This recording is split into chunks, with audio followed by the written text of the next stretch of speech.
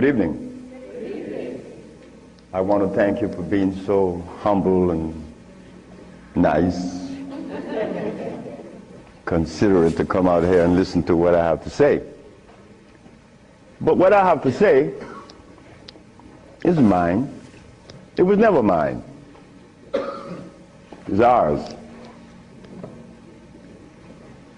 I never believed that I would find myself in front of an audience having to talk about a subject that we all once knew. A subject that is as old as creation. And if you want to see what I'm talking about, we have to just take a look at the zoo. The zookeeper doesn't feed the gorilla the food of the polar bear. Am I right? So how come we eat the food of everybody?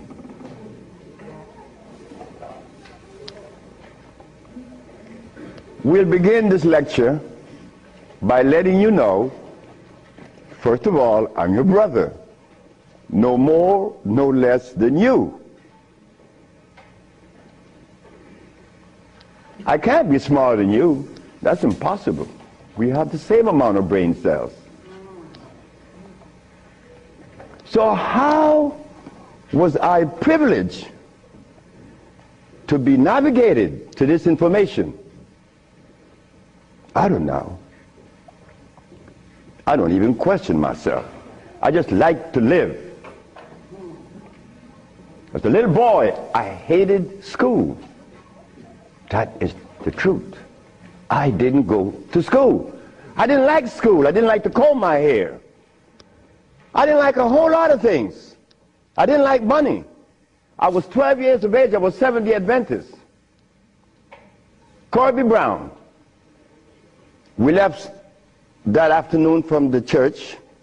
It was the 13th Sabbath. I said, Kirby, how did you like the lecture? I didn't. I said, why you didn't, Kirby? Because they talk about Solomon. I want money. I said, Kirby, but when you have wisdom, you have everything. Well, I don't know what wisdom is now, nor then, but I knew that money was not my pursuit. Kirby said, I want money. We were 12 years of age, 1945. I'm 73 years of age now. In 1994, a young man by the name of Tom Flowers came to me and said, guess who is coming tomorrow? I said, who? Kirby Brown. I said, well, if I remember correctly, Kirby said when we were 12 that he wanted money. I hope he made millions of dollars. I don't have any millions. I don't even have $1,000. But you don't. But that's okay. I live. I found that avenue, or it was shown to me how to live. Not to read books. Because everybody reads books. But yet, society is deteriorating more every day. Everybody reads books. The brother called the other day on the radio and said that he asked about corn, right? Corn? He read books. He said that the text, the Kemetic text showed him that corn is good. Well, he better examine his text, because corn was made by man. But anyway, Kirby said he wanted money. That was a Thursday. Tom Flowers said, Kirby is coming tomorrow. So I said, well, if Kirby didn't make his millions, I'm going to remind him that we are alive. We are alive. Kirby didn't arrive. Kirby would never arrive. They had to take axe to chop the hotel door down. Kirby died of a heart attack. Kirby weighed 390 pounds. Kirby wanted money. He became a cab driver in New York. I didn't want any money. I didn't want it then nor now. Because it's not important in your life. It was never important in our lives. The Maya shows that. The Maya built pyramids. The Maya lived for millions of years in the jungles of Central America. No money. The Africans? How long did we live in Africa without money? Since creation. Now they tell us we need money to fight AIDS. Brothers and sisters, we are at a deficit, a tremendous deficit, a deficit that if we do not pay attention, I'm glad I did. I'm glad I did, because I remained that obedient boy that just lost his mama 4 days ago.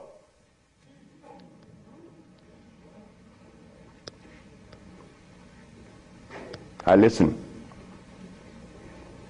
I listen. But to listen, you can't have a philosophy in your head. If you have a philosophy in your head, you cannot listen to anyone. I was there. I was a Seventh-day Adventist. I listened to no one but those things that came from the church. Well, if I was to listen to the church today, the Seventh-day Adventists, I'd be eating tofu. I'll be sick. You see? I'll be eating tofu. If I had gone to school, I would have become a medical scientist. I wouldn't have been able to cure AIDS, because they do not. They don't cure AIDS. If I had listened to all of the philosophies of Europe, I would have never been able to find the answer to the cure of diseases. But today, I'm going to share with you the African wisdom, the African brain, the African genesis, the African resonance, something that was never taught to us in the schools. Well, why should we expect the school to teach us something that would enhance our growth and save our lives? Why should the school teach you that? When in history has there ever been examples to show that one race of people is indebted to another? That has never been. Then you tell me that the white man is a bigot. The white man was never a bigot. He was never a discriminator. The white man is a person that obeys the first law of nature. Self-preservation is the first law of nature. So the white man, whenever he proceeds to preserve his race, and we sit back and say he's a bigot, it's only because we have lost it and we don't even know how to get ourselves out of this mess. I'm one of them. I'm you standing here. But one day, it was to be that your brother would be shown something that would change the profile of things. I left my country, where I was born then. In 1953 to New Orleans, I became a merchant seaman. I was 20 years of age. As a merchant seaman, I became an engineer 5 years later. I'm a steam engineer. Don't ask me how I did that, because that's going to baffle you, because I've never been to school, and I don't read books. I don't read books now, nobody's book. I'm not even going to read my own.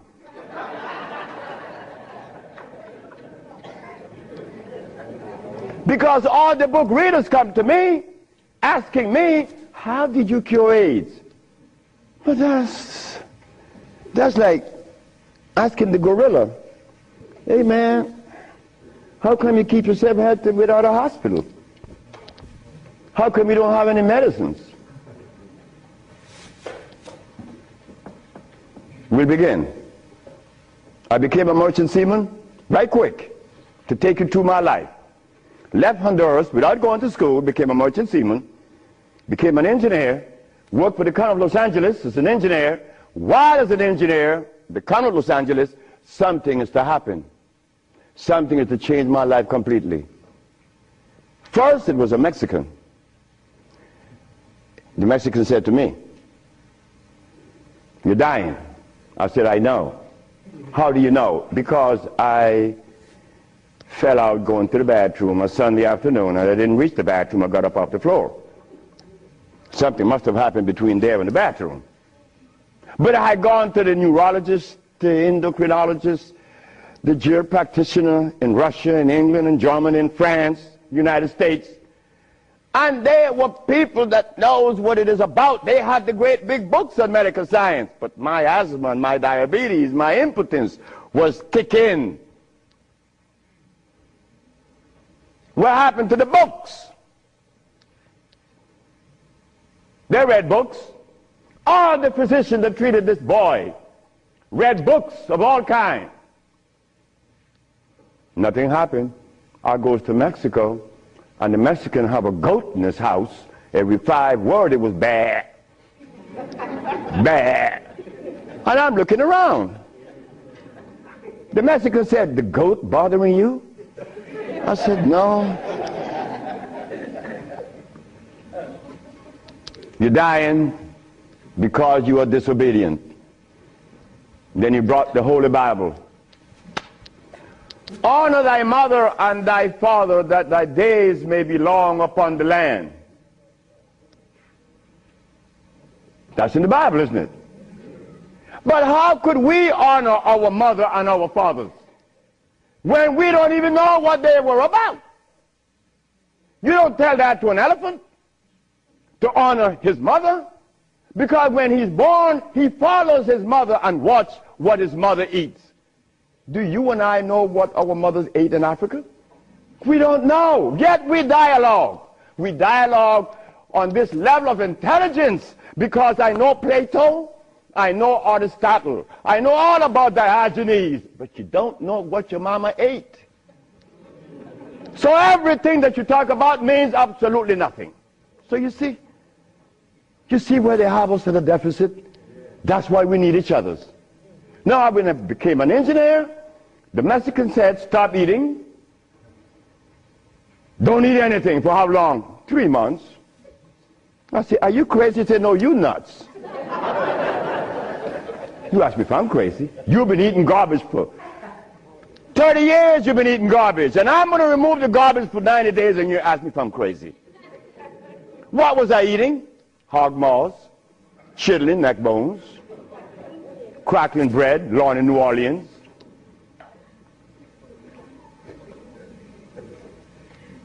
Eggs, because the grown-ups told me when my penis wasn't getting hard, eat eggs, drink raw eggs. And I did, by the dozens. And nothing happened. The Mexican said, "Don't worry about it, don't eat." 90 days later, I was no longer impotent, no longer diabetic, no longer asthmatic, no longer with glasses on my eyes, and this stomach hair was 42.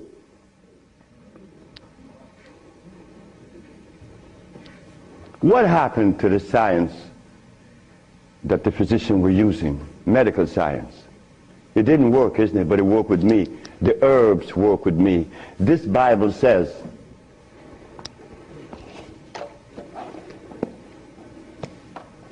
in the book of Revelation, it says 22 verse, and the first chapter, it talks about the herbs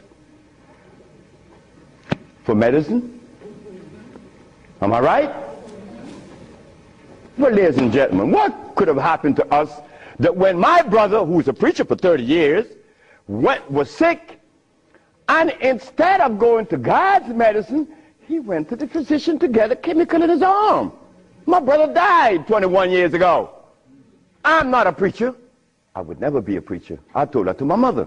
She wanted me to be the preacher. I said, "No, no, no, no, no, no. That would be the last thing that I would consider." She said, "Why?" I said, "Because I want to live truth. Even if it kills me, I'm going to live truth." And truth is, the Bible says that the herbs are for the healing of the nations. But the preacher, when he gets sick, he go get a chemical. What is the message he's sending to God? Come on, just be fruitful. Let us be truthful today. If never again in our life, let us be that today. Why do we go to see the doctor to give us a chemical when the Bible says the herbs are for the healing? Why do we go? Well, you're going to soon find out. That's what affected me then and probably affecting me now to a great degree. More than I would ever realize. Because remember, I want to go to the blackboard.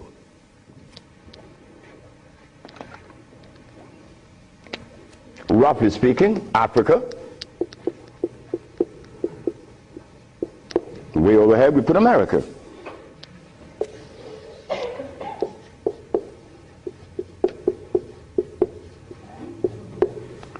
They are 4,500 miles.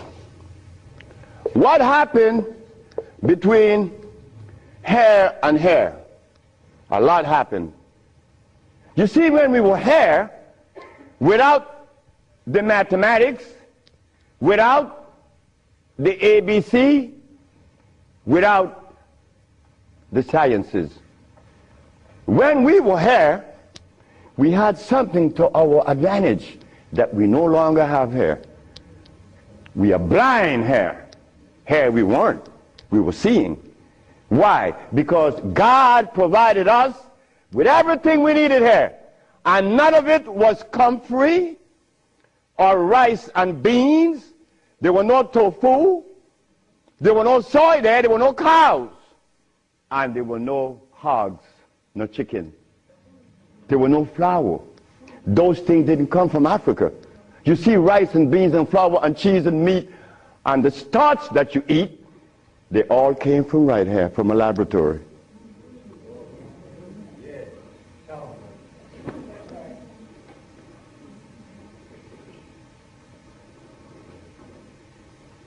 Now, for us to eat, you have to have in your big skull the understanding of biochemistry. But when we were here, we didn't have to know anything about biochemistry. Why? Because God doesn't make poisons. You see, God doesn't make carrots. Well, let me put it here. Stop the garbage. Anytime someone tells you that tofu is good for you, that someone that just gave that information to you has one eye open. But he's confident that when he tells you to eat carrots and you drink it, you have both closed. So a one-eyed man is king where everybody's blind. But the one that recommends the tofu is only half seeing. He's blind. He got one eye open only. But he doesn't know it. Example. Before we get into the real lecture, pull this out. This is how people take privileges on us. They don't care about us. They bring us information that, oh God, that's why the rest of the world laugh at us. Because they know that we have both eyes closed. Here it is. Moringa. Moringa has 23 times the iron in spinach. Spinach has iron? No, because spinach, let me take my time because there's a whole lot of information. I don't want to jog it up. Anything that has a pH of 7 plus is alkali. Anything that has less, 5, 4, 3, 2, 1 is acid.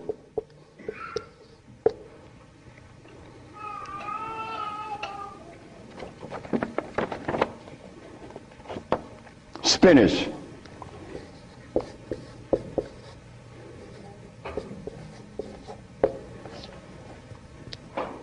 Acid. Why compare moringa with spinach? When spinach has a starch base, it has no iron.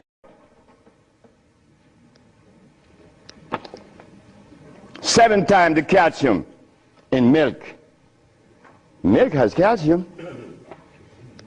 Well, I stopped drinking milk 42 years ago, and I could fall on my knees. You drink milk with moringa, because they said to mix it with milk and some pages hair, you're not going to fall on your knees at 73. You're going to leave your knees down there. 11 times vitamin A that you find in carrots. Carrots has vitamin A. Carrots belongs on the acid side of life.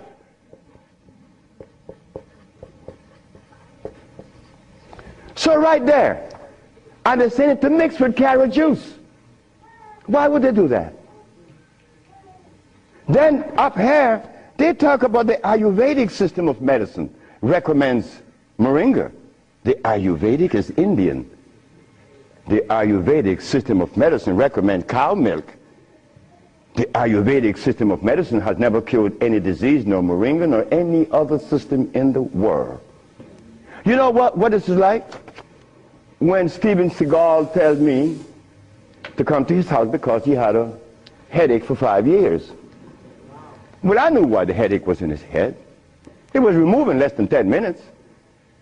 He had the bottle and said, "This bottle is powerful." I said, "Yeah, powerful, huh?" He said, "Yeah, the headache is gone." You know, he's a Dalai Lama, right? He wanted me to go to Kathmandu. Kathmandu? I'm going to go to Kathmandu. To do what? Talk to lamas. Lamas for what? What am I going to talk to lamas for? They couldn't cure your headache that you had for 5 years. The lamas need to come and see me, not me, the lama. But since we were compromised, we left all our food in Africa. You and I don't even know what we ate in Africa. So don't even go there. But we have the opportunity because one of your brothers happened not to go to school and look outside of the paradigm of school and found something altogether different. And what did I find? That anything that God made is on the alkali side. Why? The molecular structure is complete. It was made by nature, not man. Anything that God made has no starch. That's another thing. Anything that nature makes has no starch. Anything that man made has to have starch, because starch is a binder. To titrate 2 unequal chemicals, you have to use a starch. Starch is not a food. Starch is a chemical. And what have we been eating since they took us away from Africa?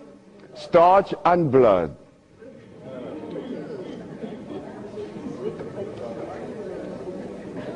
Starch and blood. We didn't eat blood in Africa. Gorilla doesn't eat blood. He eats leaves and berries. But gorillas are sane. They listen to each other, and they have a society well put together. Well, Sebi, when he became the engineer, and he found out that the pH value of things had a lot to do with healing and the properties that's to be used, I was happy. I used to run home. Guess what I found? I found that the herb that everybody's talking about is acid, and everybody's using it. What herb is that? Comfrey. She said, what? I said, yes, it's on the acid side. And so is rose hips, enchirecia. What about golden seal? That's right, golden seal was made. It's like the stick that you put in your mouth. They call what? What they call it? The chew stick. What they call it? Liquid stick. Everybody have liquid stick in the mouth, right? But liquid stick was made. It has 50 times more sugar than does sugar itself. It has glycerinic acid. You see, we didn't have to study biochemistry in Africa because everything we had there was on the alkali side, so we could eat anything. But when they brought us here, you know, put some clothes on now. And after they put the clothes on you, come here, boy, you got to get in front of this classroom. You have to learn this ABC stuff. But hold it now. Gorilla doesn't take the cubs to be trained by polar bears. Gorillas train her own cubs. The gorilla way. But no, you and I, our parents couldn't do better. They had to take us to the school because they wanted to save us, you know, protect us, because that's mother. Mother doesn't want child to suffer. So mother was shown that if child didn't go to school, they'd be illiterate, and the society is made up where you must go to school if you want to buy a Mercedes. But in our society, school, what you mean by school? We don't have such animal. We build things. And those who've been to school can't even build the pyramids today. Not in Honduras, not to mention the pyramids in Mexico. They're 4 times the size of the pyramids in Egypt. Oh yes. I know Ben joking and didn't talk about that. But that's okay. Because he need help like I need help. We all need help. So the school that we thought was going to be so equitable, so useful, has become a deterrent. Because those that have been to school doesn't cure anything. How did I learn and I didn't go to school? Easy. You know, we baby-aged kids, we don't die. Right? We do it. I'm not wiser than you. I may be more mischievous than you. I know that because I do some mischievousness that you would not believe.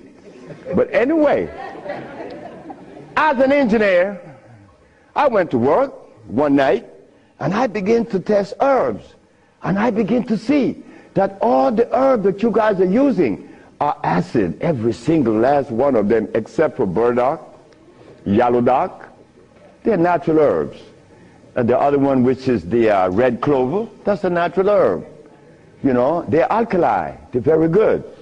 So I begin by compounding herbs from all over the world. And lo and behold, a blind man was killed named Mr. Fredericks. Then the Japanese, Fred Takashita's wife, was killed of endometriosis. She had a baby. She was never supposed to have a baby. It's a white lady from Utah. My boss brought his daughter and his brother with ulcers. They were killed. The boss came to me one afternoon and said, "So you're going to leave me?" I said, "Yep." He said, "You're going to leave me? On your resume, you said that you didn't go to school. And the only reason why I hired you is that I was curious to find out how could a man have an engineer license, never been to school. I wanted you to fail. But instead, you did something that is extraordinary. Are all black people like you?" I say, "Brett Howell," his name is Brett Howell. "Are all black people like me?" I say, "I'm the dumbest." "Yes, they're all like me and more powerful than me." "Well, how come they're not doing what you're doing? You killed the blind man. You killed my daughter's ulcers. Could they do that?" I said, "They could do it better than you, than me. But why aren't they doing it? Because they're afraid of you. I'm not afraid of God. I'm not afraid of the devil. I'm not afraid of anything, especially you. Because I don't live in fear." So I say, "Brett Howell, the black man of America is afraid of you white people because you guys made him afraid of you. And you should not feel good about that. It's not about me hating white people, loving black or hating black. It's about understanding. Nobody's going to help us but us. Nobody in this world, whether white, black, Chinese, or Arab, could help us it's impossible for them to help us. Why? Because they don't know us. They don't have our genetic predisposition. Look, as a Christian, I used to eat pork. Of course I eat pork, and I love it. But as a Muslim, I eat lamb, which is 10 times worse than pork.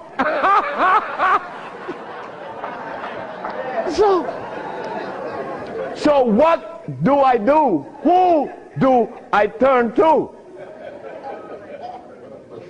So after I quit my job, the boss said, wait just a minute, because I think you're crazy.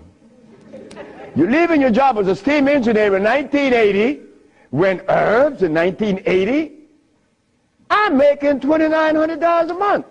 I'm going to leave my job with 10 years seniority to come after some herb that you didn't like. Why did I do this? I had to do it. It wasn't that I could see that far. I can't see beyond my nose. Talk about years ahead. But I had to quit my job. And I had to question myself, why am I doing this? But I did. And 1980, the boss is looking at TV, 1987, on the 10th day of February, and he see CNN, Alfredo Bowman, a.k.a. Dr. Sebi, is arrested for practicing medicine without a license, selling product not approved by the FDA, and claiming to cure AIDS and other diseases, which is a fraudulent claim. The boss saw that. The boss' wife is in the bathroom because he told me the story himself. He called her out, come and see the man that's arrested. If he says he cure AIDS, I know he cure AIDS, because Bret Howard knew that I would never compromise myself to a lie. When I talk, I know what I said is not true, but I also know that in America, you could also be dead right.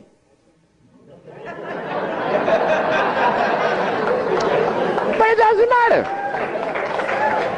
It does not matter. I'm 73 already. They kill me tomorrow, it's all over with. I rather reach 73. My brother, who was a preacher, he only got to 50. But I stuck with you, the black woman. That was my success. You, the black woman. I always kept my eyes on you. Nobody else, not the maid, because I'm one. We don't do nothing. We can't do anything. We need you. Because it is you that held a hand. It is you that breastfed us. My mother breastfed me for only 4 years. But that was sufficient.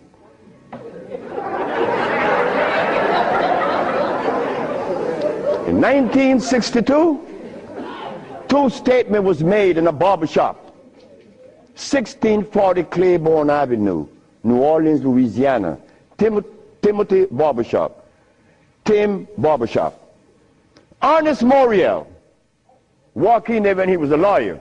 And every time Ernest came in the barbershop, we used to jump on Moriel. I mean, we used to kick him around the place. Moriel said, you see you niggas? One day, I'm going to become mayor. And I'm going to remember you, Alfredo. That's me. The big mouth. I'm going to have you in jail. Ernest became the mayor of New Orleans. I was in Los Angeles, and the most hurting thing in my life was when I heard that Moriel had passed with asthma, a disease that I used to suffer with, that I was cured of in Mexico, and that I have addressed so many times. Moriel died. Ernest Moriel.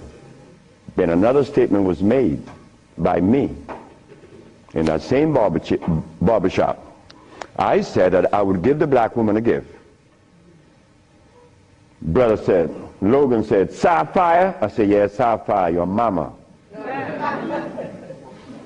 I said, she was the first, you came out of her, she held your hand, she teach you everything about the basic things of life, and then she cut you loose. Now she worth nothing, she's sapphire.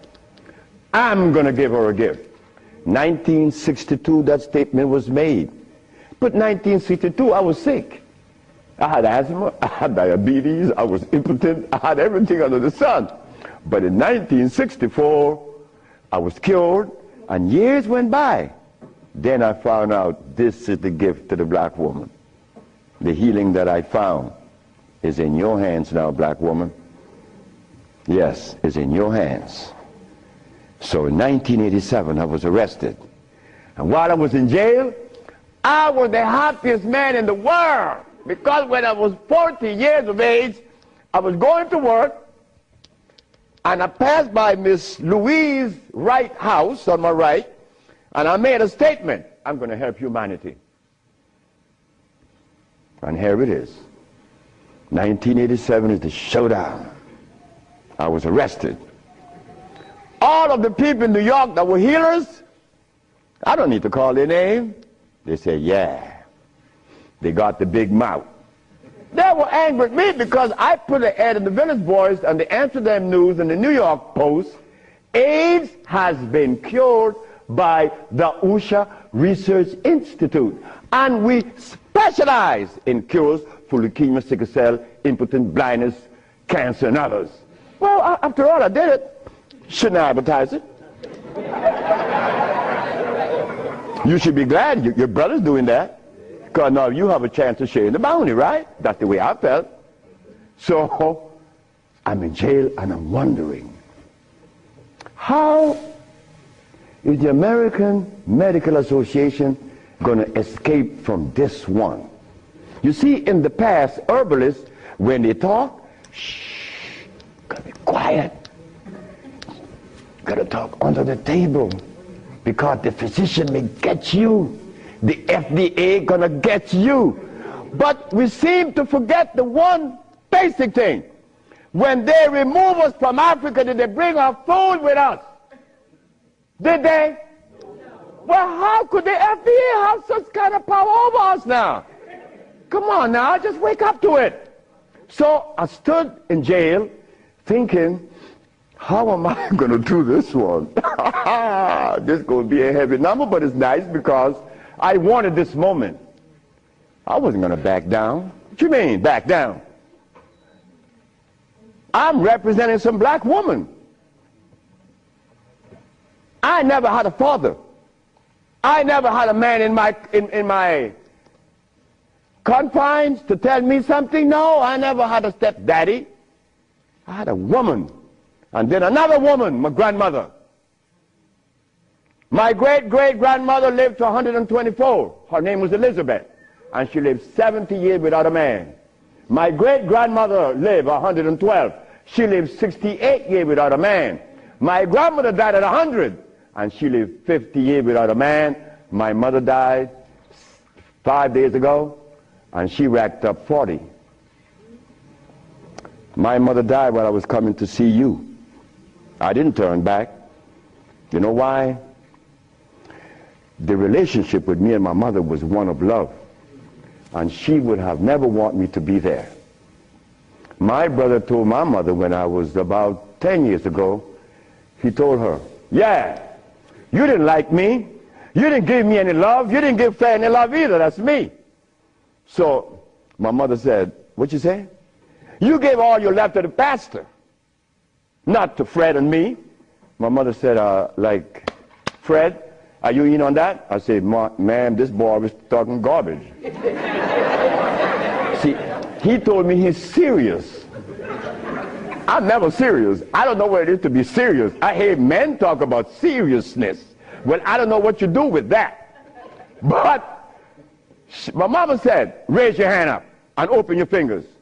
Which finger would you elect to take off of your hand? I said, none. She said, thank you. My mother turned to my brother and said, you said that I didn't give Fred any love. Fred, you wanted my love? I said, nope. Didn't want it. I didn't need it. Because my mother knew if my mother ever interfered in my life, I would be upset. I was in the streets by the river all the time. My mother knows, all mother knows the child that needs her love, her attention. But she loves all. But she knows the one that needs the attention. I didn't want my mother attention. And she knew it. But my brother said that she didn't give him any. But the boy went to the 3rd grade. He owns a fishing fleet. He owns an ice factory. And he owns a...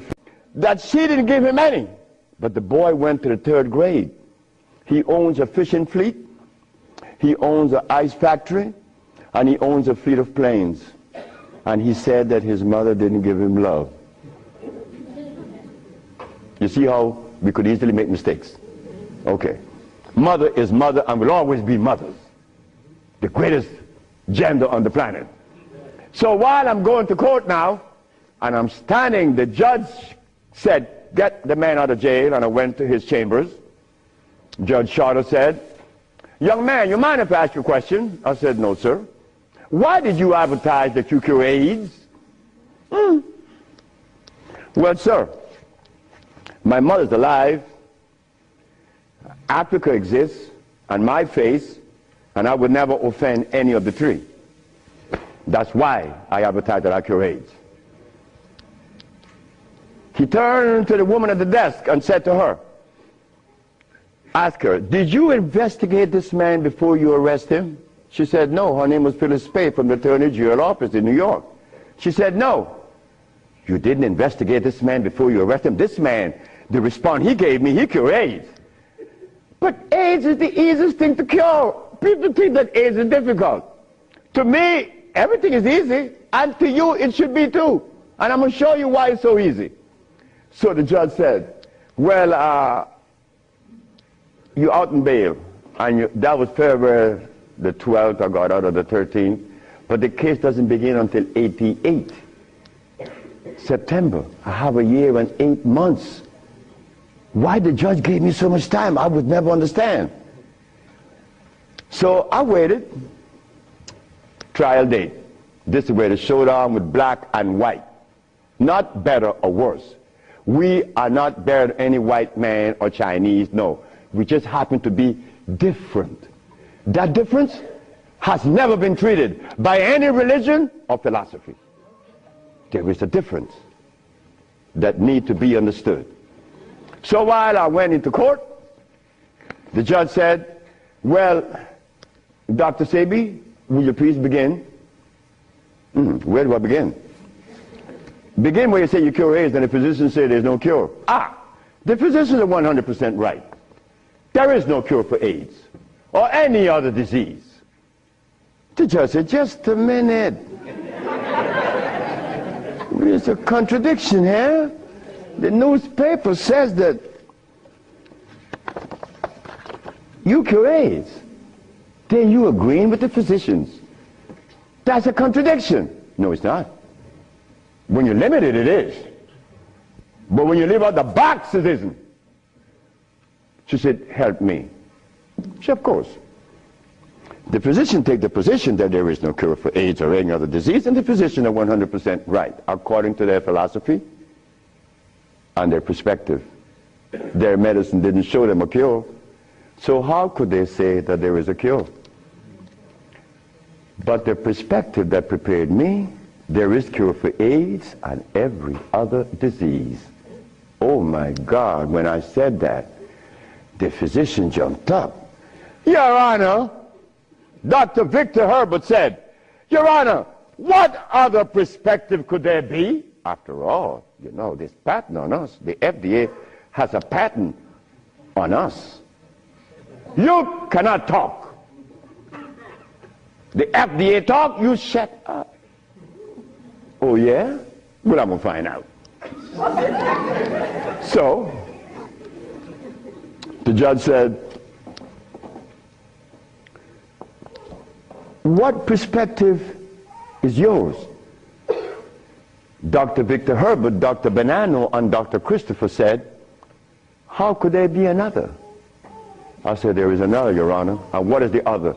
The African bioelectric cell food. I've never heard of such a thing. That's what the physician said. He had never heard of the African bioelectric cell food. I said, of course. But we have to remind the good physician that he have not heard of a whole lot of other things. But that doesn't deny the existence of the African biomineral electric cell food. What is it? Okay. The allopathic claim that there are multiple diseases.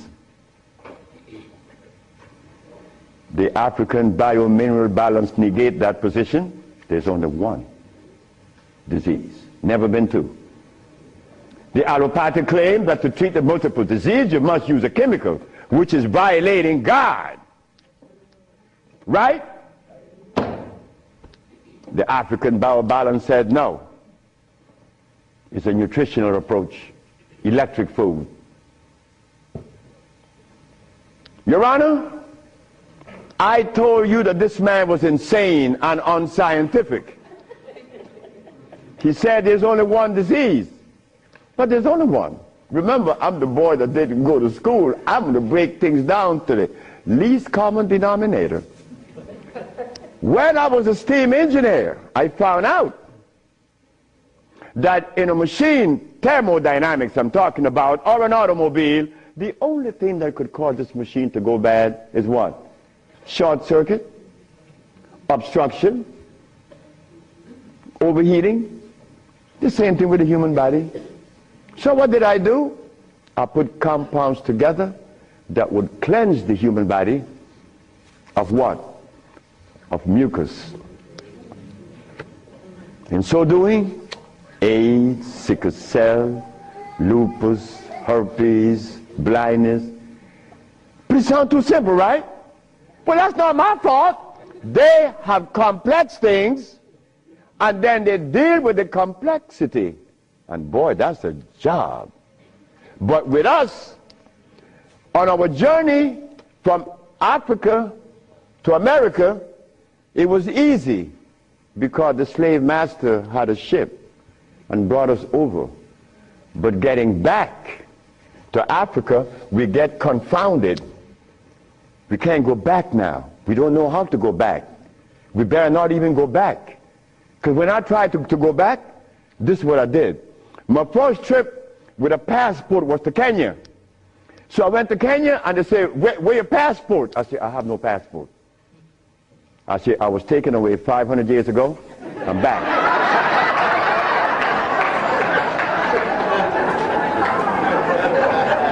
When I left, I didn't have any passport. So why are you asking for a passport now? Is a passport African? Put him one side. They put me one side and sent me back out. But you think that was bad? That was a bad way. May I have that? I go to Africa. I go with my wife and I said, well, boy, I'm happy. Girl, we're going to liberate Africa. We're going to do something for mother country. I go and I saw Dr. Parinyatwa in Zimbabwe. I said, Dr. Parinyatwa, I think your problems are over with. Not only Zimbabwe, all of Africa. Here is Hospital Vicente di Antoni, is an Italian hospital. Department of Blood and Laboratories. Oswald Zavala, HIV positive on the 25th of November of 1993. 17th of January of 1994, HIV negative. This boy named Alfredo Lagos, this from the Red Cross, the Honduran Red Cross. It says here that this boy, it doesn't show any date of which he contracted AIDS. Why? Because he was born with AIDS. But down here it says he's negative on the 19th day of January of 1995. Another one. This one caused a laboratory to call for me. I thought it was funny. This is the next one, the other one. His name is Alex Suarez. On the second day of January, this boy of August, he found himself with HIV positive. On the 19th day of August of the same year, 17 days later, the boy is no longer HIV positive. So they called me for what? I don't know. because I know they're not going to change it. Now, this one you're going to like. This one is from the San Diego Public Health Laboratories. It says here that this man has a HIV-1 RNA 26,205. The boy was supposed to be dead at 25, right? Just go to the other page. 6 months later, he's less than 400. He was killed at 15. So anybody want to read it? Because I could be lying, because that's the way we think. But here it is. No, that's possible. I could be lying. Here, young lady.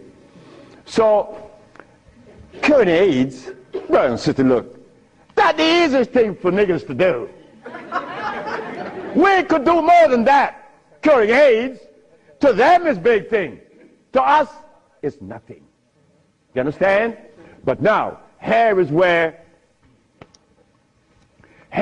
this little culprit comes in. Where did I put it? The blood. Nope, no good. Here it is.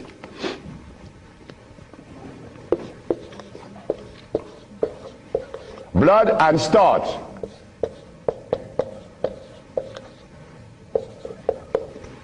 Blood and starch.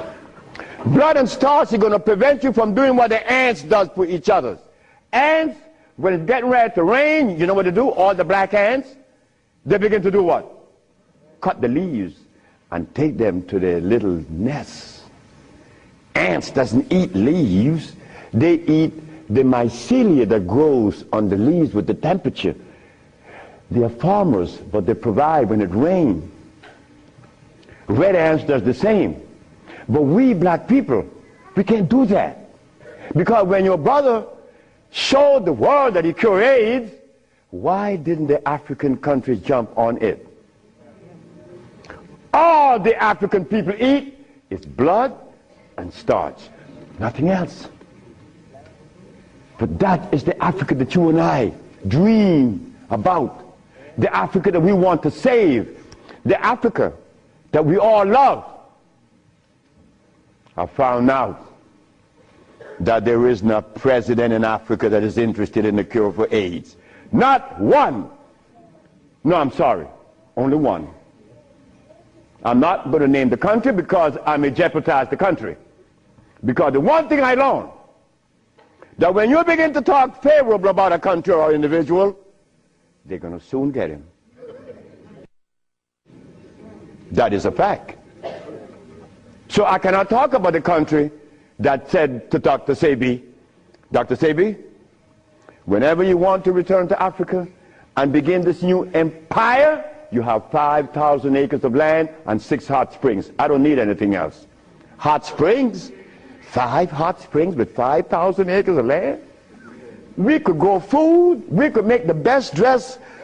I said, sir, I am not going to come to your country unless I'm able to grow marijuana. He said, marijuana? He said, wait just a minute. He said, I can't do that. I said, well, the compounds I've been giving your nephew that was autistic, that now is talking, was marijuana.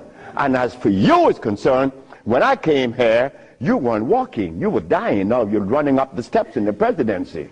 Yes, marijuana. That's a God's product. That's not cigarettes. You see what happened? My brother used to smoke cigarettes, but my brother didn't know that the tobacco that he was smoking was artificial. God didn't make that. But marijuana, God did make that. So it must have been a good reason why I was told in school that everything God made is good. Well, I know that. I live that. And I always will smoke it for as long as I live. Why? Because I have that right. I have that right. It's not everybody that uses it, from autism to arthritis, is cured, because everything that God made is good. So as I go to Africa, all happy, I came back with my tail between my legs, because ain't happening. It ain't gonna happen. They're not interested in that. But the one thing I noticed today and yesterday, and you may have heard it, President Clinton and Sanjay Gupta, they found the end of AIDS. How could they find the end of AIDS when they have not found the end of diabetes, the end for sickle cell, the end for any disease? But they're going to tell us that they're going to bypass these lesser diseases and jump on the major one, and they got the cure for it.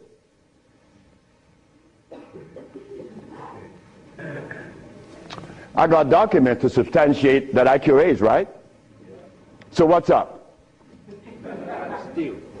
What's up? Well, I'm going to show you what's up. When I was in Zimbabwe,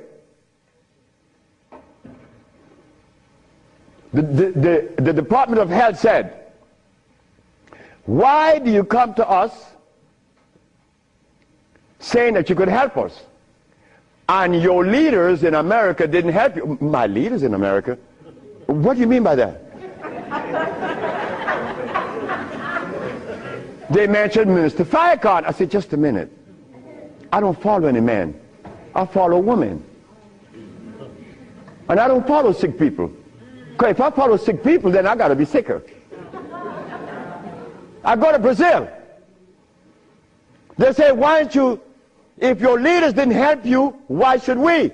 I say, my leaders, again, they brought these leaders in front of me. And they mentioned something like Al Sharpton and Jesse Jackson. I say, oh God. I say, why you all ask me about these people? I never knew of Jesse Jackson or Al Sharpton or Oprah Winfrey promoting something that is equitable and good for the black community. That's never been. What they could do is march. That I know. But why do you ask me about it? I'm asking you, why can't you incorporate this in your repertoire? You said me, I have no leaders. My leader is my mama. The biggest testicles on anybody I've ever seen, they was on my mama. So don't ask me about leaders. I don't follow leaders. I never was part of that thinking. I don't need anyone to lead me someplace. So now I'm asking you, what do we do now? I cure AIDS. Are you going to call Oprah? You don't need to. She could advertise 1 million pieces, broken pieces, right? But that's fine. But she cannot advertise the cure for humanity. But there's one little dude that got himself in trouble. And he was totally unaware of what was going to happen. This little dude, I'm home with my wife, enjoying myself, a Sunday afternoon, looking at TV, somebody threw a rock on my window. It's Randy Jackson. What was it you want? My brother want to see you. Your brother? Michael? Okay. I went. Well, he's sick as hell. Well, I treated him, and he got cured. He saw it, and he was encouraged to take me to the Rayborn building on Capitol Hill. Oh my God. This is going to really confound you. Michael Jackson took me to the Rayborn building on Capitol Hill on the 31st day of March? April. No, of March. March. It was March. 31st day of March of 2004. I said, why are you taking me there? Because you cure AIDS. I said, but what makes you think that they are interested in that? What makes you think that the world is interested? I don't care if it's any country in the world, they are not interested. Especially Africa. They were never interested. AIDS isn't killing Africa. Hepatitis C is killing Africa. All of West Africa is red line for hepatitis C. you talking about? But they're Muslims. So they have to eat the Muslim food, which is goats and lamb.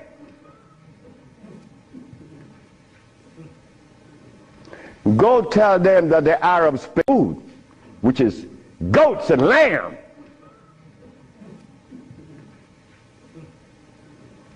Go tell them that the Arabs played a trick on their brain. You cannot do that. Me, I remain the son of the jungle woman. The jungle woman that didn't have any clothes on. Yeah, I am her son. I stuck with her and she liberated me. You have to hear this. One morning, I woke up and I heard the music that was playing. You know how you turn your radio on and you're sleeping, but the music on the radio would influence you, and you dream that you're seeing the artist that's playing, right? You ever had that happen to you? This morning, I'm listening to John Coltrane. 4 o'clock in the morning on channel 850 on the TV. I'm sleeping, and I'm hearing John Coltrane playing Interstellar Space. But then something was happening while this music was playing. I was looking at a black woman doing this from behind a tree. I woke up, and I didn't know how to interpret that dream. But then I was leaving that morning for Los Angeles. As I got to the airport, the governor was there. The governor said, "That's him. That's the man that cured Al-Cida of leukemia. That's the man I'm talking about." The governor had a lot of people around him. So I went. I was leaving for Los Angeles. He was leaving for the capital. He didn't know that we were going to meet that morning. So they was talking to me and asking me questions. Finally, 2 men that were standing away from me, they were white men from the United States. They came up to me and said, "Well, we have heard of your miracle cures." I said, "Sir, I don't even know what a miracle is, especially perform one. I just happen to cure leukemia. That's not a miracle. To you it may be, because your school of thought have you to believe that curing these diseases is one great big feat. No, it's simple common sense. I'm an African. Now this is where the naked women are going to come out. They said to me, "We have heard of your miracle cures, but have you been saved?" You see? Right there, I consider that an imposition. Why do you take the liberty to believe that I'm one of those that have accepted your philosophy that I have to be saved? I say, from what? The man politely answered and said, "From your sins, of course." I said, "Wait just a minute." I said, "You know, man, while you guys were standing over there, I said," and I looked at you both, and I said, "Two very intelligent young men. But now I have to question that." He said, "Why?" I said, "Well, because the color of my skin should have prevented you from asking me that question, have I been saved?" He said, "What does the color of your skin have to do with anything?" I say, "It has to do with everything. I am the son of a woman that was taken away from the forest of Africa. To begin with, she didn't have any clothes on. But she didn't have any alcohol. And she didn't have any prostitution. And she didn't have any supermarkets. And she didn't have a hospital. And she didn't need anything that God didn't make. And she didn't have any money. So all these things constitute sin. So my mother in the jungles was sinless. How did I become sinful?" You cut it out. You stop that. We have to begin to change our diet, because this diet here of blood and starch is all we eat. That is all we eat. And then with this diet of blood and starch, which confounds their hormonal structure, we have the nerve to tell each other's brother, you were wrong. I'm wrong. I mean, where did you get that from? I'm wrong. You've been eating blood and starch, and you're going to tell me I'm wrong. No. We got to stop it. Because the blood and starch is why I couldn't penetrate Africa. So, you forgot, right? I'm in the Rayborn building. Who is present? Sheila Jackson Lee from Texas, right? John Conyers, Illinois. Or Detroit? Jesse Jackson Jr. from the House of Appropriation. Our most beloved President Bush. No, we have to give him credit. And no African government ever given me the privilege to practice herbology. Bush did. Bush appropriated $5 billion to fight AIDS in Africa, right? And the African government didn't appropriate one dime. They didn't want their brother to do it for free. So Bush stands out way above there. Bush gave $5 billion, and Jesse Jackson Jr. is there.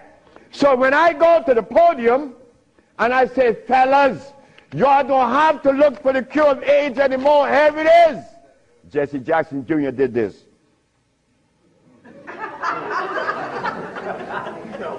I said, I'm going to talk about this. I have to write about this in my book. Because you, not me, but you and I believe in the leaders. We hope that they could do something, right? Well, they had a chance. So 17 African ambassadors. Only one came to me from Mali. The only man came to me and said, Dr. Sebi, I have to respect your position, and I appreciate your position. You have proven that you cure AIDS, and I would like for you to go to Mali. But that's not the country I was talking about previously. He just presented himself that day. But Jesse Jackson Jr. didn't tell you that I cure AIDS, right? He didn't tell his daddy either, isn't it? And Miss Sheila Jackson Lee didn't talk about it, right? And so did John Conyers. So who gives a damn? You see? But that's good. That's good. We don't need leaders, isn't it? So we're going to do it. Because we're doing it now. Because those black women I'm talking about, there's one sitting there. They are going to tell the world we cure AIDS. But last night, Clinton and Sanjay Gupta is on CNN talking about the end of AIDS. How about the end of sickle cell? How about the end of lupus? How about the end of herpes? How about the end of blindness? They didn't find those, but they find the end of AIDS. How is that possible? Are we going to buy that too? Are we going to let them continue to say that there's no cure for AIDS when your brother's curing it? So we are guilty. We are the one that's guilty, not the leaders, because they're sick. All the leaders are sick. You can look at them and tell they're sick. So we have to forget about the leaders, right? So which animal in the forest follows a male? None, right? They all follow females. So how did we begin to follow males? I mean, that was the most, look, the one thing I wanted in my life was a woman laying by me as my significant other or my wife, that she didn't have a God or a devil in her brain. That woman is sitting there. Because I could not have a woman laying by me and she worshiping something else. I mean nothing to her. No, you worship you. That's who you worship. That's who we worship in the forest. And we were doing quite well because none of us, her children, could talk about how long did our parents live in the forest of Africa. You don't know. For millions of years since creation. Did we have money? We live a perpetual vacation.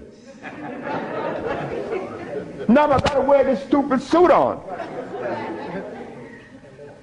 When I didn't have to wear any clothes. But now just to live, I have to have a $15,000 suit on, a $5,000 shoes. I have to have all kind of stuff on me. And then I qualify. I qualify. Do you have a master's degree? Man, I didn't go to school. Oh, put him aside.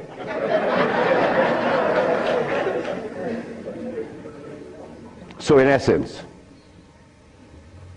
there's no one on this planet that is interested in the cure for any disease. None of the leaders, none of those who are talking, they are not interested. It was simple. It was understanding that is alkalinity that cures, not acidity. And any healer that comes to you with these things, like adding carrots, like moringa, it says here, one of the things that I are careful with, it says here, if you add carrot juice with it, it's going to help you. But just a minute, carrot was made by some dude in Holland. It's very acid. So this moringa knows that you have both eyes closed, so I could sell you anything. We don't want that anymore. We don't want to tell stories anymore. We don't want to protect the stories anymore. But you see what happened?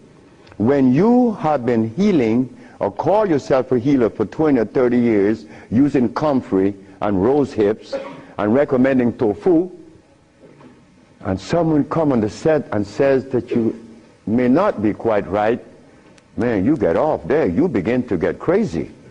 You begin to go crazy in that person because you have invested 30 years and people know you, and now you can't turn back and say, I was wrong. Well, I was wrong. And it was one little lady, 94 years of age, named Mrs. Holloman. I was along with the rest of the healers. I was reading these books by Jethro Kloss, Alma Hutchins, Indian Herbology of North America, Myers, Christopher, also this other named Shooks. And they all have calcium in it, so I had to believe that, right? And I went to Mrs. Holloman. I said, Mrs. Holloman, you got to drink carrot juice. She said, sit down, boy. I think you're crazy. I think you're out of your mind. I'm 94 years of age. I don't wear glasses. I don't need you to come and tell me to drink carrot juice because I know that carrot is a poison. I was in Rattan, the island of Rattan, and a woman was listening to me talk, and she asked me, what is the best breakfast in the morning? I said, I don't know. She said, a glass of hot water. I know she was right. The sister was right. So in essence, all of the hoopla about AIDS was just noise. We've been curing AIDS since 1984. Why didn't you know about it? The media didn't let you hear it, right? Jesse Jackson Jr. didn't talk about it, right? Well, I think in the book I have to mention his name because this is what's happening. They're lying to us. And we have to stop it. We have the cure for every disease in the world. We, the black race, is responsible. Not the white, not the Chinese, not the Arab. The Arab need help. They need help now. All Arabs need help. Because there's no way in the world where you find the highest incidence of eye problem like Arabia. Because they eat lamb. But could you go and tell an Arab to stop eating his lamb? It's like going to tell someone that uses cocaine, stop. Then you're crazy. Like going to Africa and tell a Maasai, hey Maasai, You only live 47 years, man, and you're going to die because you're eating raw blood and starch. He's going to chop your head off. And he should. Then we go to Guinea, and my wife came to me running. She said, the young man in there with his wife, he's 19. And she's complaining he's impotent. At 19, she said, yes. My wife came with it. What happened? We asked the boy, what does he eat? He eats cassava. Cassava.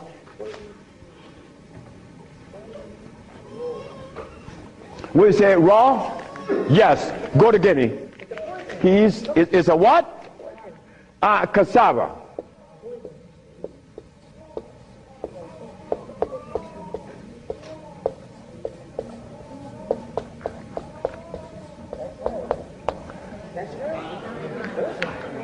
I want you to go to any African country and tell them, no, just ask them, please, why do you eat cassava? Oh, this is African.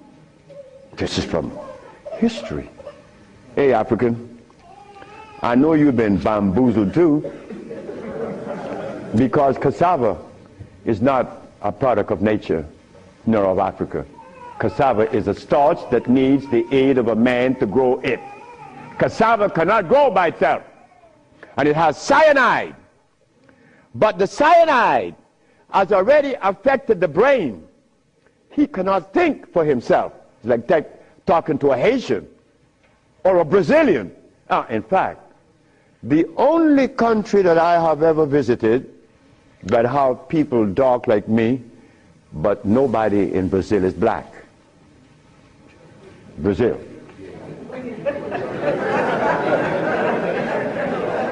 If you go and research the census of Brazil, you will never find a black person in Brazil. Everybody is white. That is how much they have offended us, that we hate the very image that God made. Something is wrong. Something got to be wrong. Me,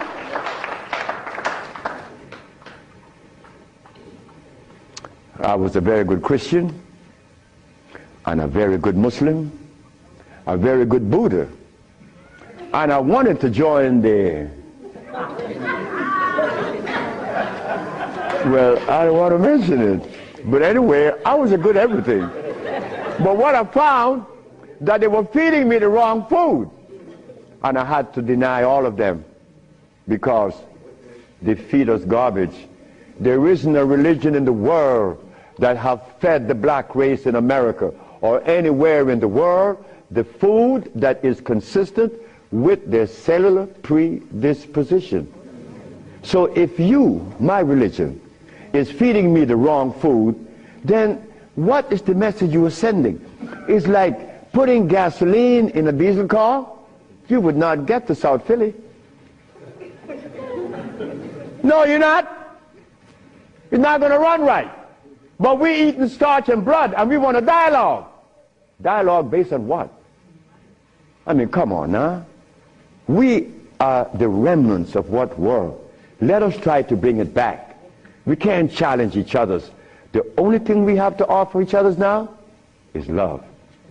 But to get to that point, a sister told me the other day, because I made a statement in the church, a brave woman stood up and asked me, Dr. Sebi,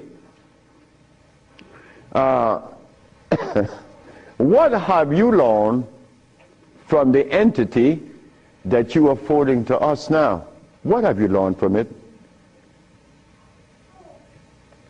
I learned to kiss everybody's butt. And I meant that. It came out that way in the church.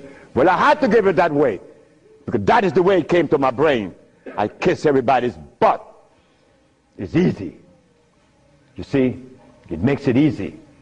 When you start kicking it, somebody's going to do something to you. And when you start kissing it, they reward you. So this sister came to me, and she was very smart. She said, do you literally? I said, drop your panties.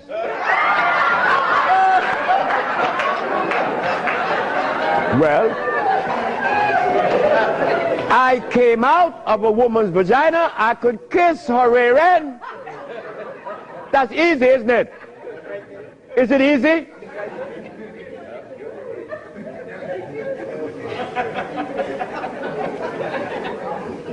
See, I have no what you all call shame. I don't know what that is. I'm not serious, I'm not ashamed, I'm not a man, I'm a male. Beyond. See, I have no what you all call shame. I don't know what that is. I'm not serious, I'm not ashamed, I'm not a man, I'm a male. Beyond that, I don't know. You guys are men, I'm a male, I stay there. It's easy. So brothers and sisters, look, the deal is this. We have the cure for AIDS. Now you're going to get a chance to ask questions. So ladies and gentlemen, I want you to ask whatever question comes to your brain. Feel free to ask. I mean, please, don't you hesitate. Don't you feel that you have to restrict yourself. I know Brother A.I.D.S is here. He may ask a few. I'm glad to see the brother, you know. Brother A.I.D.S is a brother I've been knowing for years. Stand up, brother. When I saw the brother the other day, I was very encouraged because the brother looks good. Yes, sir. I appreciate the brother. The brother looks good. The brother, I remember him on Sultan and Kwasi in New York. I would hope that Kwasi would come. And a bunch of other brothers. It was a bunch of us brothers. We were in love. New York was, look, we were in love. There was a love that we used to share that was so nice, so warm. But none of us, or all of us, understood that we couldn't follow anybody. Because if you start following one, you have to dislike the other group. But I'm a black man, I have to love everybody. I have to love Muslims, I have to love Buddhists, I have to love Christians. So if I have to love everybody, then I'm going to make it easy. I ain't joining nobody. Because I have to love everybody anyway. So it makes it easy. So now we go to the question. The sister and then you, another, yes. Good afternoon. Is it necessary to circumcise the male child? Again, sit down. The sister asked, is it necessary to circumcise the boy, the male child? Well, who started that? European. Who? My last little girl was born. I said, you're not, I told her mother, if this child is born and I'm not here, you will not cut the navel string. Okay? You understand? Listen to me now, Fanny. You will not cut this baby navel string. Okay. And I'm going to tell you how to do it. When the baby's born, you put the baby on your chest and let the baby suck your breast. The placenta is going to come right out. You put the placenta in a bowl and put some flowers on it. Keep the navel string attached to the baby until the placenta. 4 days later, it falls off the baby. You throw away everything. No cutting, no stress. No, it isn't necessary to circumcise, because I was never circumcised. It was you. Next.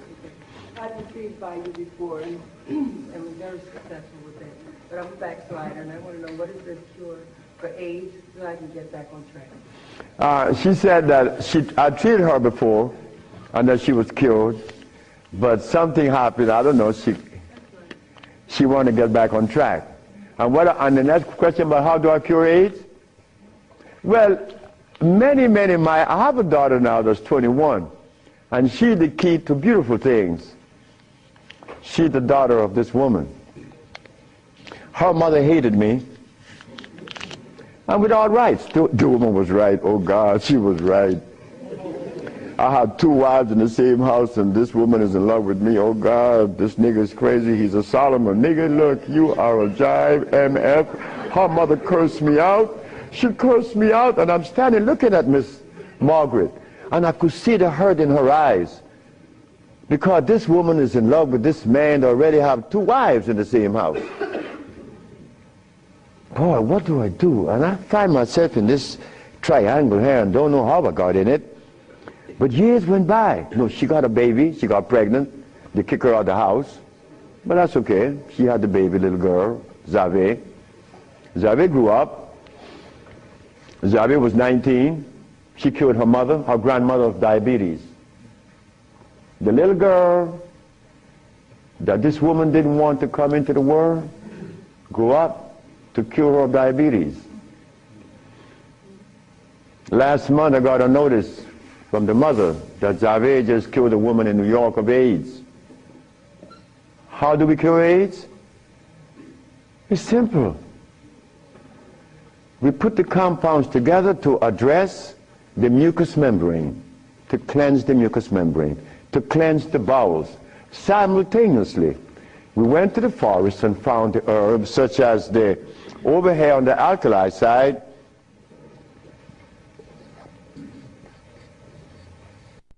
sarsaparilla is an herb that has the highest concentrate of iron. Fluorine, iron. Guaco, that is a plant that has, I thought I had a stick with me because I'm always chewing on it. This is guaco. Guaco is a plant that would definitely strengthen the immune system because it is iron again. But it has potassium iodide, no, potassium phosphate, not iodide. Iodide comes from the ocean. Kankansa, that's an African plant. Kankansa is an African plant. This plant has one of the highest concentrate of what? Potassium phosphate. Those are just few of the plants. We use about 40 some odd plants to cleanse the body, strengthen the immune system, and electrify the system, because you want to electrify the body. That's how simple we cure AIDS. We cure AIDS. We don't treat AIDS. This thing here says that Moringa said, and they keep repeating it, that they uses it with the belief that it's going to cure. They think, oh no, we got to stop talking like that. We cure. That's how we got to start talking. If you don't cure, get out of the way. Because you're lying to people. Next question. The brother. Peace and blessing. I'm really enjoying your lecture, and my question is, when you see a client, what's your thought process? When I see a client, my thought process, I already know what the brother needs. Like the Mexican knew what I needed. The Mexican said, you're dying because you have disobeyed. Without, unconsciously you disobeyed. So when a brother comes to me, I already know what the brother needs. I don't need to go into a whole bunch of scientific jargons and intimidating the brother by putting light in his eyes, iridology.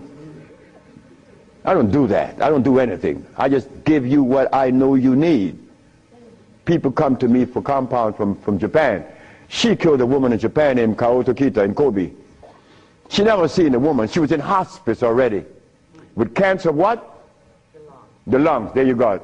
Cancer of the lungs in hospice. She never seen a woman. In a month time, she's vacationing in Hawaii. Okay, there you got it. Yes. Harder than you. Yes, the sister.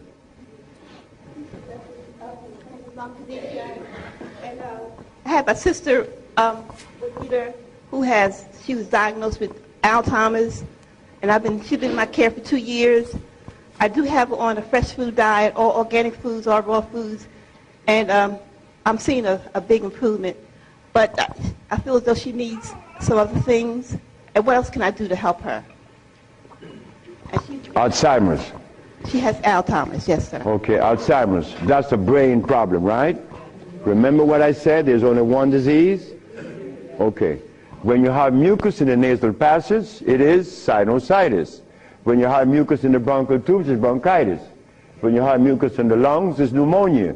But now you have mucus where? For you to have Alzheimer's, where is the mucus? So we have to remove the mucus from out of the system, especially the brain, but then we have to feed the brain. That's where biochemistry comes into play. the brain. Like if the sister was suffering with rickets, that's bone, right? So we have to address calcium.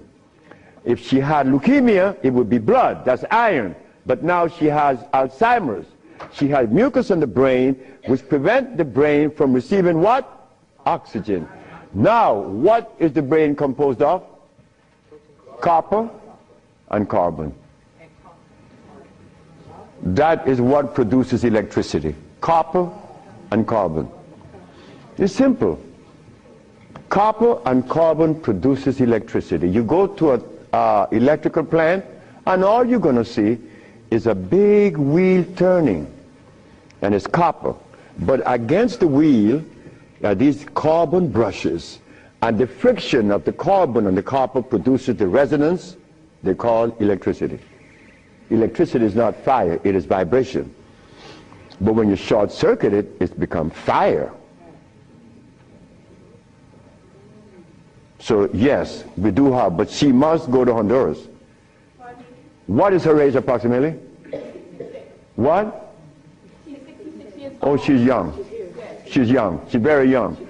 She could go to Honduras, and it would be fast. Why Honduras? Like sister went to Honduras with her husband, Linda, Richie, and her husband. She will see the improvement in days. Like the woman went down with a goiter. Like the brother went down there with his stiff leg, and in 3 days he was running up the hill. And he could not believe it. Like, this is where a name comes to mind. And I want you all to remember this, because this is a woman that we all love and we all respect. A brother was taken to Honduras, to the village. You see, the thermal waters in the village has a pH of 8.9. One of the highest attainable pH in waters is found in Honduras and in Africa. Thermal waters, that is. The little boy named Shelby, he has AIDS. He has Kaposi sarcoma. All the black spots on his body. The boy went to the thermal bath 1 day, 2 days, 3 days, 4 days. The boy came out of the bathroom screaming. The black spots were gone. His mother and my wife Ma'a were very close friends. Ma'a told Malakia, take Shelby to Honduras. On the 4th day, he's doing good. How long is Shelby going to stay there? 1 month. I said, 1 month, he's cured. On the 4th day, the sore disappeared, right? On the 10th day, he tell his mama, I want my passport. She said, for what? I want to go back to Los Angeles. Dr. Sebi says that you have to stay here a month. He said, bitch, did you hear me? That is what we, mothers and fathers, get from our children today because of those hamburgers. It wasn't Shelby's fault. It wasn't that child's fault. That child went back to Los Angeles and began to use crack and died about 2 months later. But Malakia is telling the sister that you all know very well about the incident. Present was Oprah Winfrey, and she said, she was telling the story to her aunt, which is Maya Angelou. Well, I'm nobody. I'm nobody anywhere in the world. I just happen to cure AIDS, but that means absolutely nothing. My son told me I messed up. I should have been a boxer in cracking people's jaws. I get millions of dollars. But the crack jaw come to you and they pay you pennies. So you are nobody, daddy. In this world of today, curing AIDS or any disease means absolutely nothing. I am not a famous person. I'm insignificant. So Miss Oprah Winfrey said, well, if he's that good, how come I haven't heard of him? Well,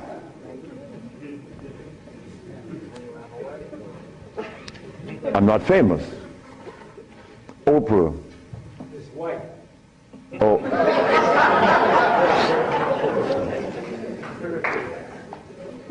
My book would be out in July.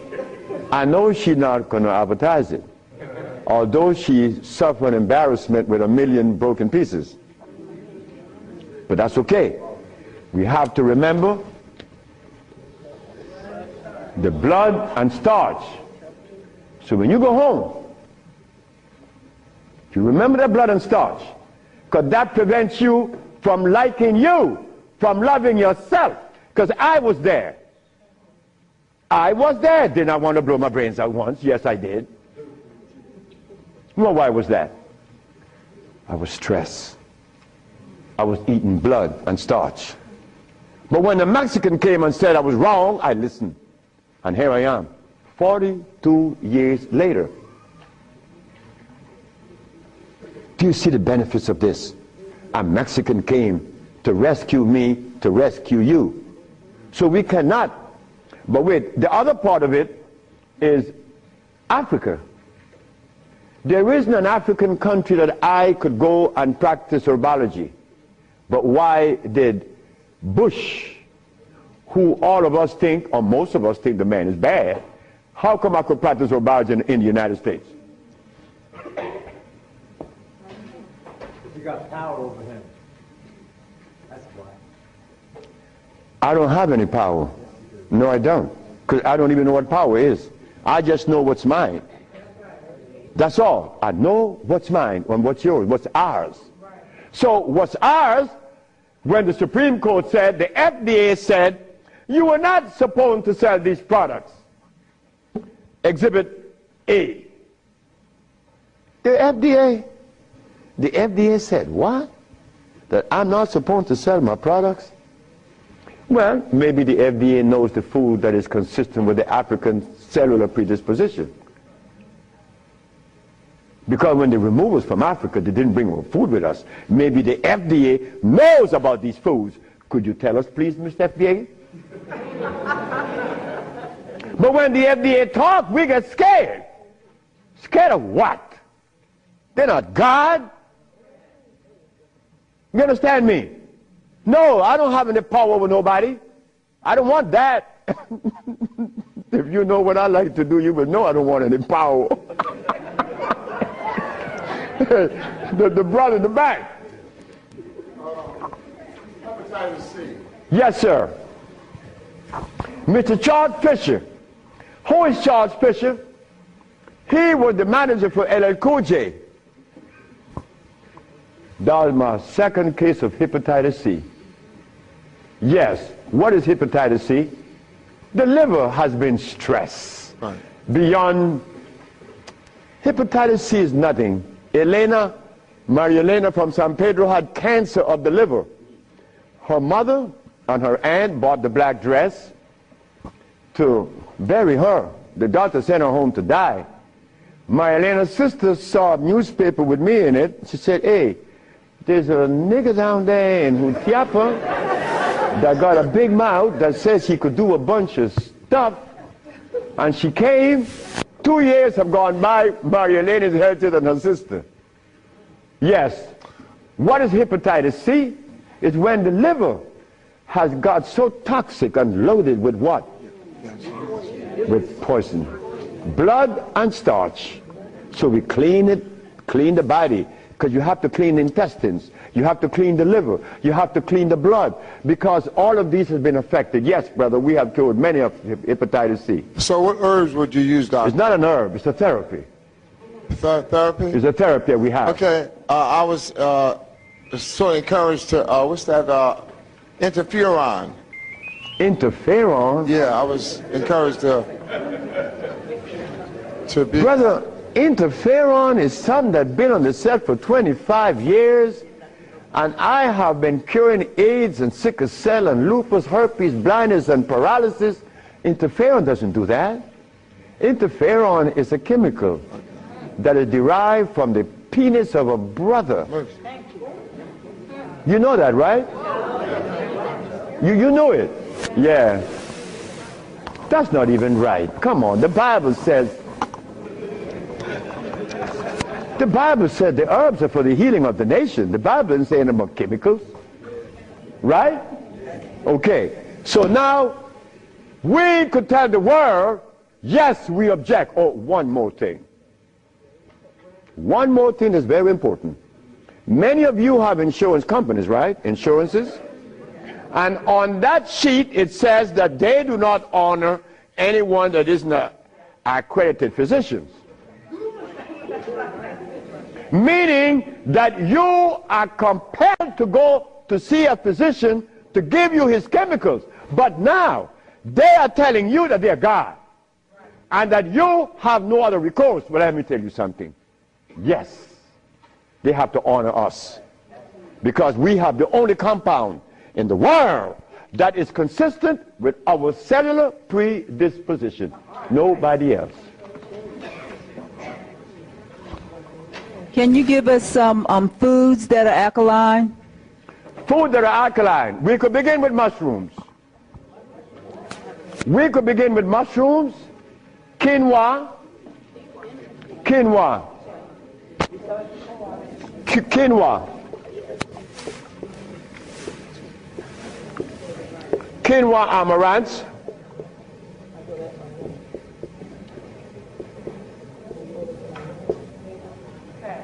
mushrooms,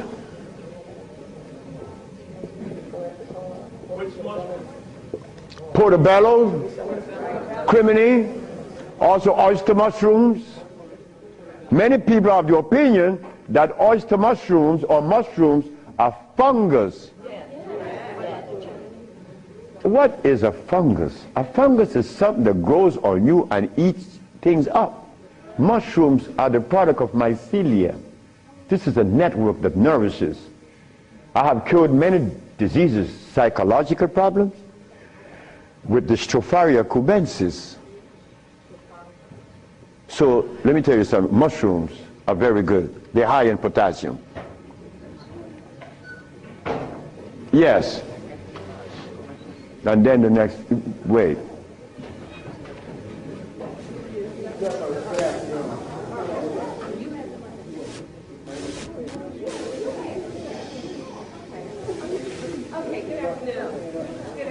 Good afternoon, ma'am. I know the blood and the starches, two of the things you said that we should get rid of. I'm working really hard. I've gotten rid of the blood. I'm having a hard time with the starch. I just needed an idea of some things too. To substitute. Yeah, substitute. Well, and one more question, water. I do the distill, but I hear a lot about, you know, drink spring, drink distill, which I do the distill a lot. Okay. About the starches, you could eat quinoa or amaranth. And also spelt. You could buy the spelt pasta. Spelt. You could buy spelt. I eat a lot of spelt. And you know something? I learned something lately, like I'm learning something every day. Because I don't know everything. I don't want to know everything. And it's impossible for me to know everything. But I learned this. That when you combine spelt flour, quinoa, and amaranth together, just the pure powder, the flour, and you want to bake something, if you just add the almond milk and the sea salt and the other ingredients, such as you could add a little bit of what? Agave is good. That's very good. But now, if you want this flour to rise up and be fluffy, who said sea moss? You did. You cook the sea moss to a jelly. And you take about 2 tablespoons and you put that cooked sea moss in the batter along with the almond milk and the rest of the ingredient, and that stuff becomes fluffy. I said, this is a natural yeast. And someone hit me to that, which was Gary, right? Gary Ricketts worked with me for many years, and he still works with me. And he put that together. He made a waffle. Oh my God! I used to go to Gary's house in the morning just to eat his waffle. But his waffle was sweet because he used to put the maple syrup in it in the batter, and then he make the waffle. You didn't have to put any maple syrup on it after that. It was delicious. And in the morning, okay, just let me go quick through all. Peace, Dr. Sebi. I wanted to know if you accepted practicums, internships. What's that? Internships, like practicums, to come and learn. Well, I came from Honduras, You come from Honduras? No, I want to practice. I want to know if I could have an internship. Oh, if you want to... I know you say black woman is key. So Oh, as a student? Yes. Well, that is what we're working on now, because the woman took over the whole thing, my daughters and the woman that associated with them. And they would like many more sisters to join in, because I'm out of here. I want to go sit down by the river and smoke my dope. Well, can I get your information? What's that? Can I get your information? So wait, the sisters, give her your number, because she's the one that's in charge of that, and I'm quite sure that she's going to consider you. Okay. Wait, the brother is deciding. Hi. Thank you for coming. Yes. My name is Justine, and what I want to know is, how do you get rid of fear? How to get rid of fear? Yes, fear. Ha ha! There ain't a nigga in the world as scared as me. And you want me to tell you how to get rid of fear. But you know something about fear? Fear.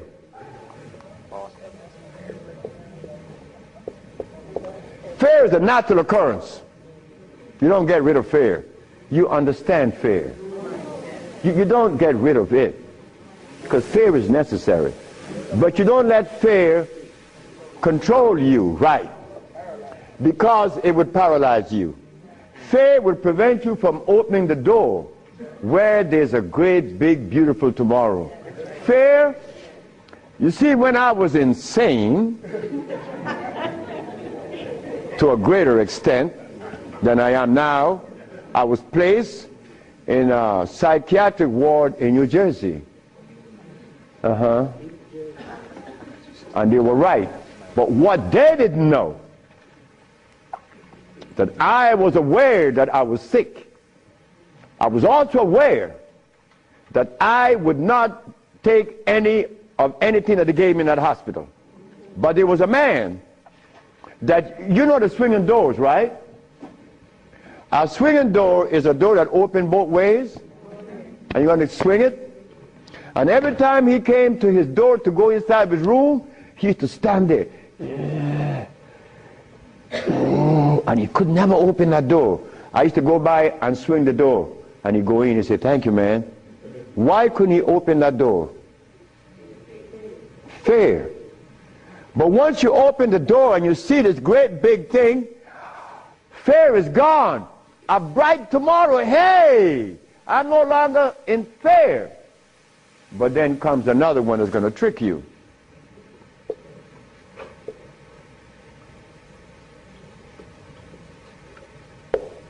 What that surety? Is E? All right. Surety. Surety make you do this.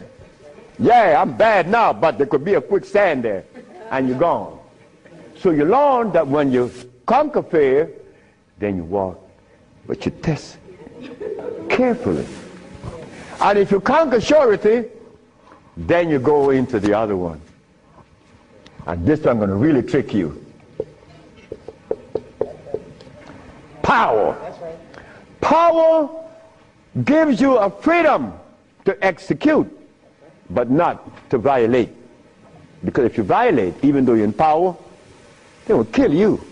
They did that to Nicolae Ceausescu, right? In Czechoslovakia. Because Nicolae Ceausescu wanted everyone to stop eating meat. Because he knew. But you don't change people overnight. They killed the man. Because he imposed some other laws on them that were cruel. He used to kill them too. So power has to be understood, not to be misused. Then if you survive power, then you get the last one that's going to get you.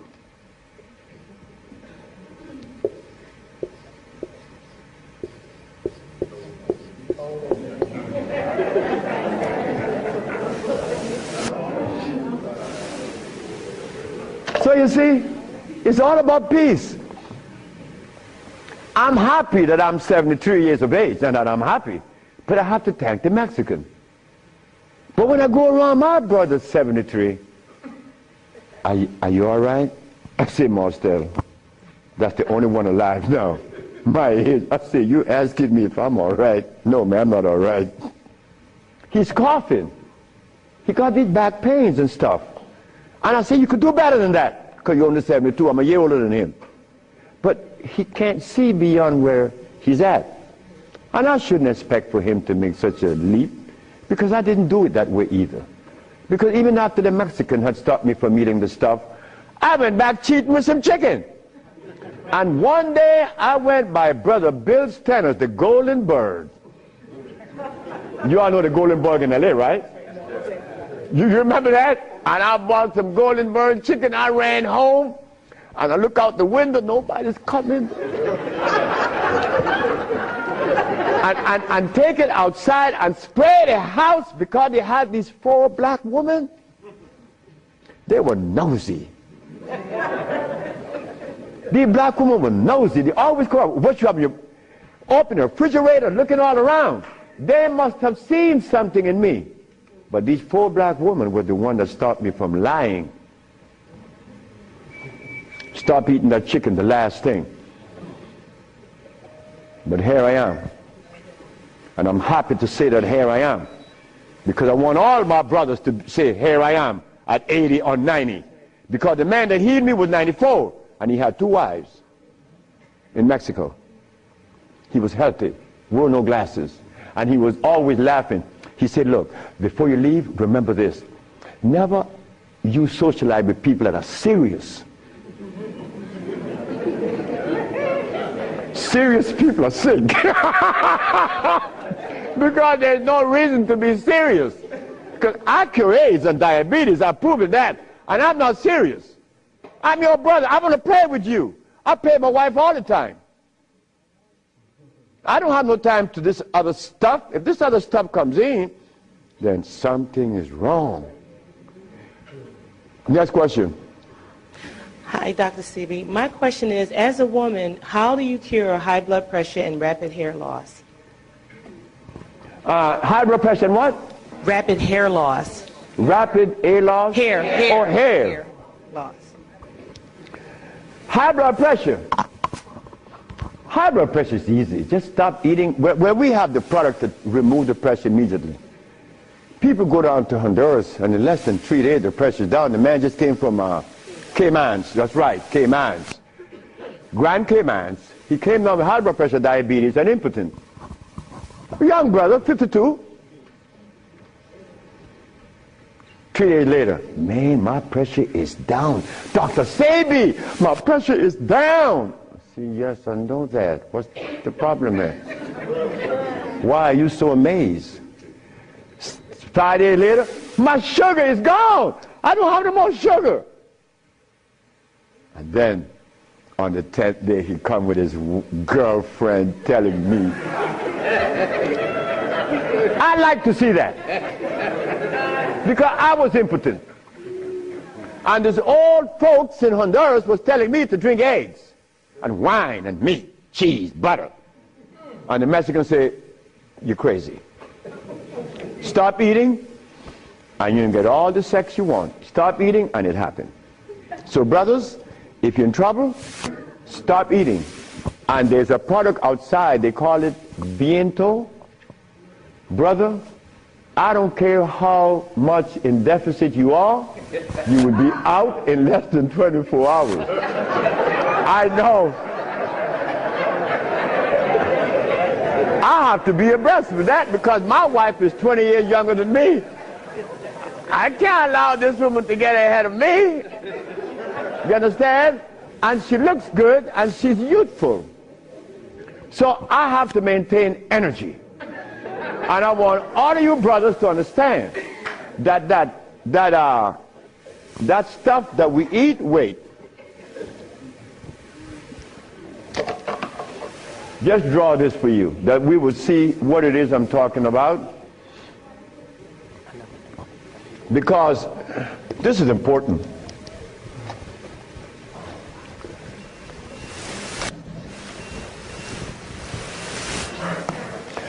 I recorded a man from the age of 15. I saw his life because I was a curious boy. Remember, I'm the boy that didn't go to school. So I was looking at things that the schoolboy wasn't looking at or seeing. This man named Brindley, he was in his 20s. I was 21, he was 25, 4 years older than me. And he was the dude, a woman's man. But when I was in my 40s and I went back to Honduras, Brindley was 46, I was 41. And Brindley was like, yeah, man. Yeah. Yeah. His wife gone. She's a seamstress. She's gone a long time. But when he was young, he had every woman in the world. I said, Brindley, what happened? Man, you know, I'm old now. I said, hey, nigga, you're 46. I'm 41. There again, what is old? What is old? Old is when you get to my age. 73, nigga, you old. Sure, I'm old. If I had a big belly on me, and I wore these glasses, and I was hooked up to a machine, and no woman want an old sick man beside her. So brothers, look, stop eating blood. Because when you get to my age, you want to be healthy. You want to be playing with her, right? Sure you do. Why not? She's your companion. You want to play and laugh with this woman. Brindley couldn't. Why? You see, this stuff right here.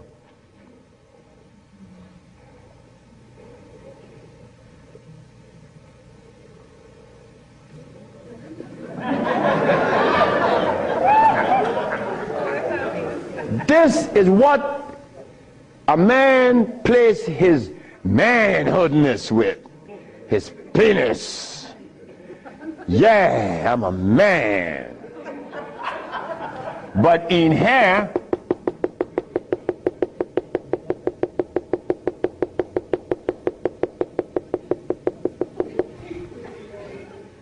to keep this penis erected, these little orifices, they call veins and the rest, has to be opened for the blood to flow, or else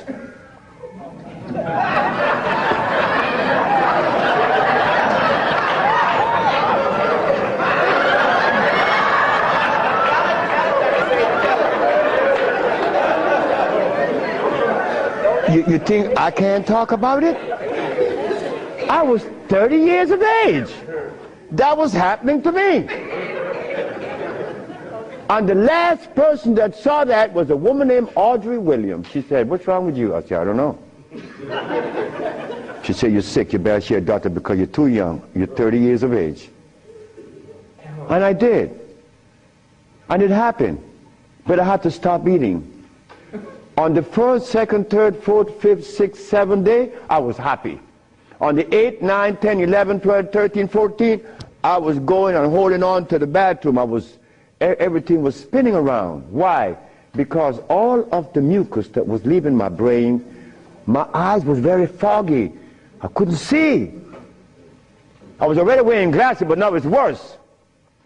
But on the 17th, 18th, 19th, on the 17th day I woke up, I was looking at the ceiling, and I remember feeling so calm. A feeling that I had not experienced in many, many, many years. I was calm. On the 27th day, I didn't hear the wheezing in my chest from the asthma. My diabetes, I couldn't find glucose in my sugar. But on the 57th day of fasting, of not eating anything, I had an erection. Why? Why? Aha! They drain out. It drained out because I was taking these herbs and drinking water. Taking these herbs and juice and drinking water. And the body got a chance to do what? cleanse itself. You see, it's easy to bring back that happiness that we could love, that we could share,